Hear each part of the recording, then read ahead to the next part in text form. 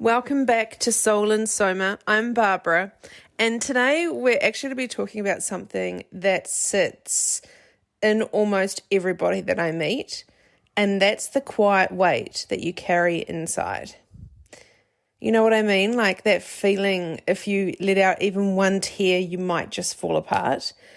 Carrying pain inside can feel like we're coping, but really it's holding hidden weight that slows your energy, fogs your mind, and blocks your true self.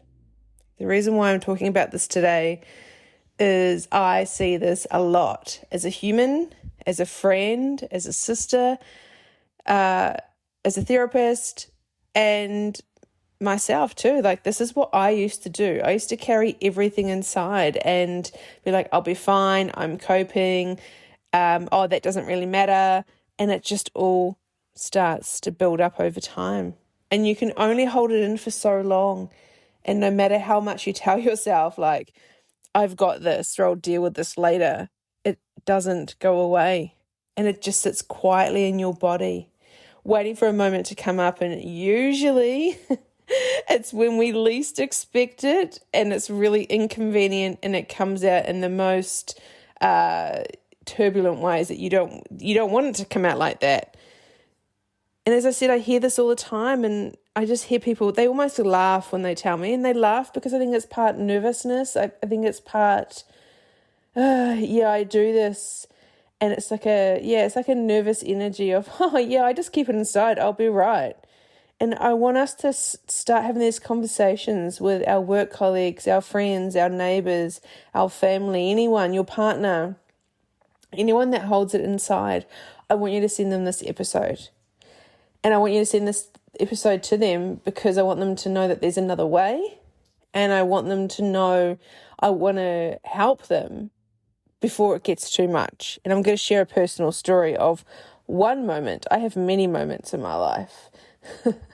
And one day I might be comfortable enough to share some of the other stories on my podcast, but I've got one today. And it makes you turn into someone that you're not, and it affects everyone around you. And I know it probably doesn't feel like much when you think, I'm 25, I'm 35, I'm 45, I'm 55. Like, no matter how old you are listening to this, there is some truth to it. Yep, you're going to work, you're running the household, you are a great friend, and all this kind of people come to you for advice. I'm sure they do. And, I can cope. Like, hey, life's not perfect, right? You might even say to yourself, other people have it worse than me, so, I'm okay. Oh my God, stop doing that. Stop enabling yourself. Stop keeping yourself small, but also stop blocking yourself from actually, life isn't meant to be hard, and it's not meant to be a struggle all the time. And like, life has ups and downs because we need the polarity of to know when something is up or when something is down. That's all we've ever done. We don't know how to cope differently, and we're almost scared of if we let a little something out, we don't know how big that feeling is, and we might not be able to stop it. And that's overwhelming. Like, oh God, I'm going to cry and I won't be able to stop. Or a lot of people will say, I don't want to burden anyone. So I always ask people why. Like, why? Because you think that you you think you can control this, but it's actually a slow leak. And that tension that you feel in your jaw, in your shoulders, that exhaustion, that anxiety, that's your body holding on to what your voice won't release. And I just know this one personally, guys. Just for years, a good chunk of my life, I kept everything inside. I know it might sound weird. Like, I am a very, like, even in my job or with my friends, I'm very approachable and I talk a lot. But even having that type of personality, I did always keep my opinions on the inside. I kept my frustrations in, all of it. Until one day they just slowly started to creep out, and they would creep out, it would come out sideways, and then I would just carry on, but I'd keep doing the exact same thing. Like, wouldn't there be a moment of me thinking, I just didn't have the emotional awareness or the intelligence to be like, why did I do that? I was just like, oh, whoopsie. I kind of let that out and then I just carried on. But I continued to hold everything in, thinking that I was actually helping myself. And I just remember being at work. On a particular day, I was working as a careers and education advisor at a travel and tourism school, and I would go to career expos and I would manage that, and I had to set up the stand and all that kind of stuff. And I'd been promised I was very young at the time, but I had been promised a promotion. They were like priming me up for it, and my boss had just left, and I was setting up this careers expo, and I was like, yes, like, wow, I've got this great opportunity for sales and marketing manager, and this is mine. And I was putting everything into it because I was so grateful that I've got this opportunity to have this big promotion. And I worked so hard for this promotion. And what had actually happened is a woman turned up at the booth introducing herself, and it was my new boss. And I hadn't slept much. If you've ever been in event planning or anything like that, you know, everything happens at the last minute and it's pretty full on. So I was probably running on like not much sleep. Again, there's no excuse for this, but it wasn't just that moment. And it wasn't just that moment that I had got overlooked for promotion. It wasn't, I think it was all the other things that were going on in my life that I was frustrated with, or, you know, and just be the small things that I would just let slide, because you go, oh, well, that doesn't matter. Oh, you got the wrong, I don't know, laundry detergent. That doesn't matter. Oh, you forgot to pick up the milk. Like, I know I'm giving these silly examples, but they're not silly because we do hold resentment, and we do carry it if we don't express it. So here I was at this expo stand, and this woman comes up and introduces, I can still remember her name. Yeah. I wasn't going to say it, I was going to say it. It doesn't sound like what a therapist would say, but I'm not perfect, and I'm a human, and I want to share. The reason why I do this podcast is so I can share the human side of me and what I do. So, you know, can you relate to this? Like when you meet someone, their energy, aura, them as a person, you just meet them and you go, I just don't like you. There's something about you. This woman, I'm laughing now because, whoa, she just stood there and I was like, who are you? Like, and I was just like, oh, I don't like you. Just, sorry. I'm just remembering what I used to think. Anyway, so she turns up, introduces herself, and actually says, oh, I'm starting on Monday and I'm the new sales and marketing manager. And I said, sorry, what?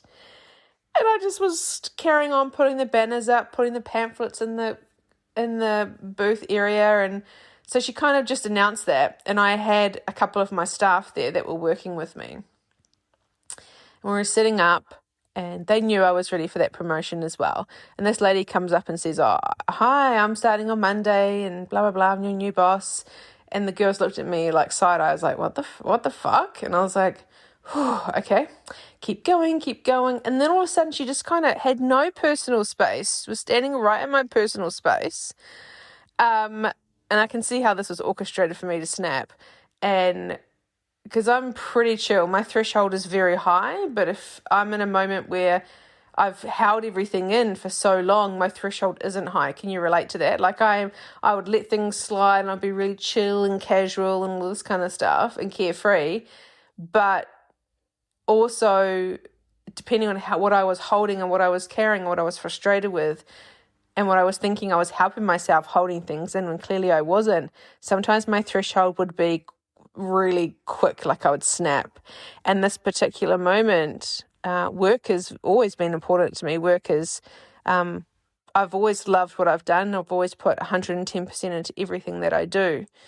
And I wouldn't have it any other way. But this woman was standing in my personal space. And then she started to go, oh, I don't think you should. And by this stage, I think I'd worked for the company for about, this was over 25 years ago. So I'm kind of guessing, I think it was a good 18 months or 2 years. Like I'd been there for a while, and I'd done a lot of road shows all around New Zealand. So I'd been to heaps of careers expos. I knew what I was doing. I was good at it too. And I were setting up, and she was like, oh, I think you should move this banner here, and I think you should move this table here. And I looked at her, ignored it. I ignored it. I didn't say anything. I just kept doing it, and she just kept going in my face. And not my proudest moment of what I'm about to share with you. I snapped. I stood in her face. I mean, she would have been a good 10, 15 years older than me. I stood in her face, and it was disgusting, the behavior. I berated her.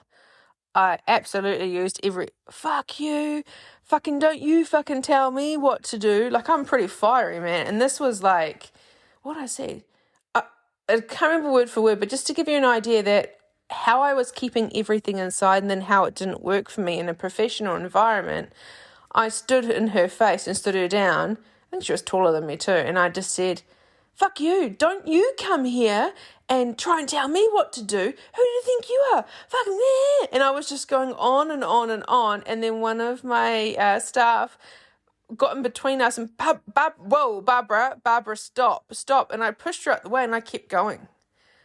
I don't know how long it went on for, but definitely enough. Like, I am so embarrassed, but that's okay. This is why I'm sharing this with you, because the more awareness I can bring to this, that you think that you're holding everything in and that you're doing yourself a service, I'm telling you, you're not. And it's because I've had many experiences like this.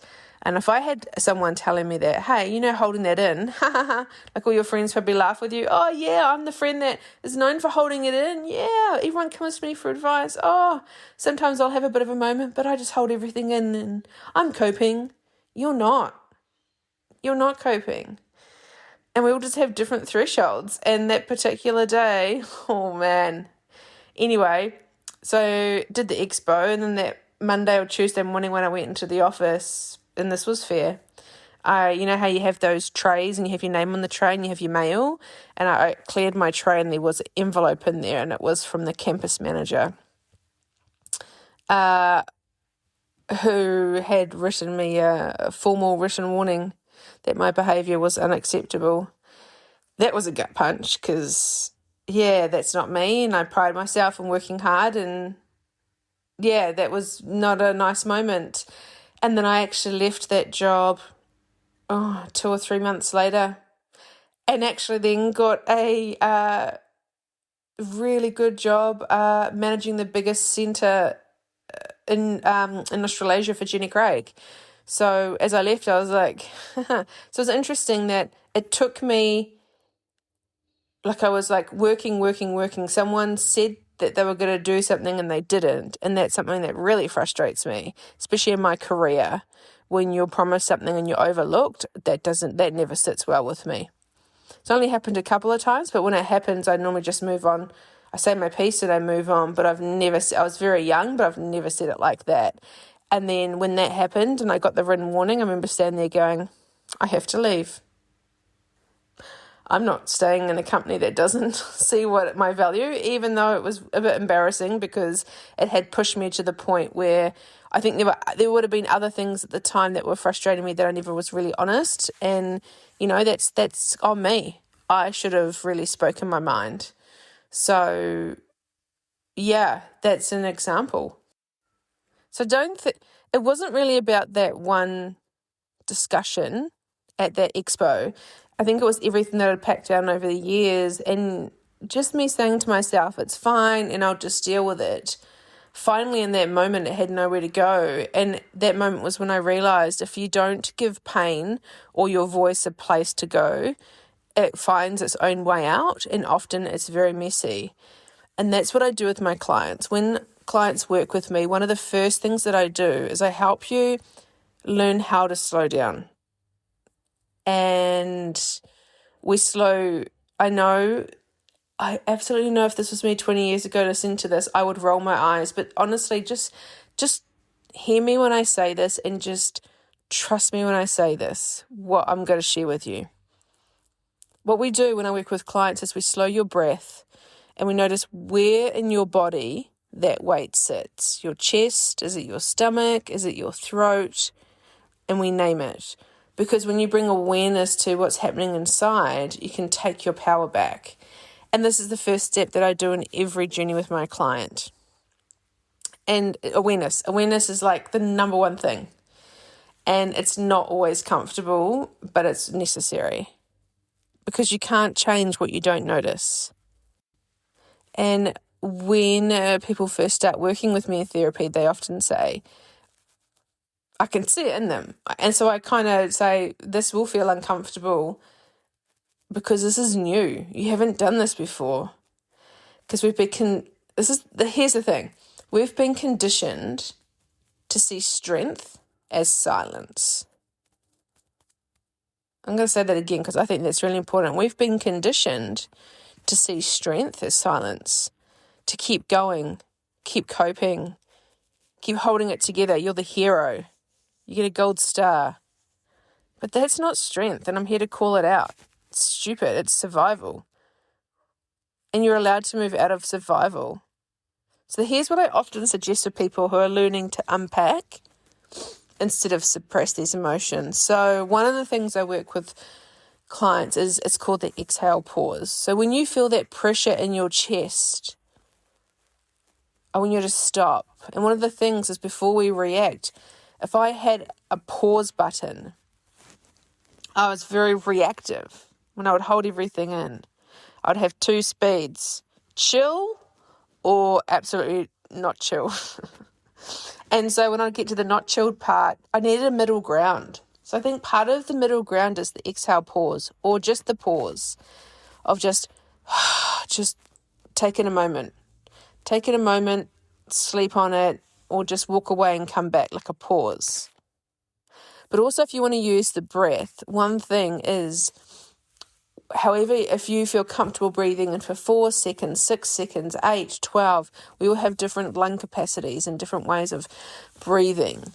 Don't do this if you're feeling really anxious or having a panic attack or anything, but if you feel called to, try doing this with me now. Like, try breathing in. Let's do 6 seconds. So you breathe in for 6 seconds, hold for 6, and try breathing out for 10 or 12 seconds. So the reason why, all I want you to remember is make sure that you exhale, you breathe out slowly, and your breath out needs to be longer than the inhale, because what that does is that tells your nervous system, I'm safe. It's one of the only ways that we can reset our nervous system. So that's the first thing. The second thing I always do with some clients is I get them to do a journal dump. And we set a timer for 5 minutes and we just write stuff down. No editing, no censoring. We just let your body talk through the pen. And we don't even have to make sense of it. It's just a form of a release. It's getting the stuff out. The third thing I do with clients is we do the 1% share rule. So we don't start with the heaviest story. We start with something small. So you might want to say to a friend, I've had a hard week. So every time you share a little bit, you retrain your body that it's safe to feel seen. So a lot of us get scared because, oh my God, this big thing happened to me, or I've experienced this stuff over time. Where do I start?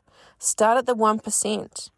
Just tell someone, whether it's a therapist or a friend, like, hey, I'm just having a tough day. That is all you need to share.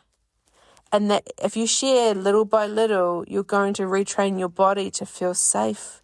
It's okay to be seen. And I know that these are really small shifts, but they start changing your entire internal landscape. This is what we want to work on, the internal, the inside stuff. And the fear of opening up is so real. I get it. It's the way that our ego, it's almost like the ego's last stand saying, nah, this part of you that says, if I let this out, I'll lose control. Like, nah, I'm not going to. The ego's like, I'm not going to open up. I'm not going to lose control because what if? What if this happens? What if that happens? So we think that control is actually like protecting ourselves. But all we're doing is recycling and circling the old stories that we keep telling ourselves.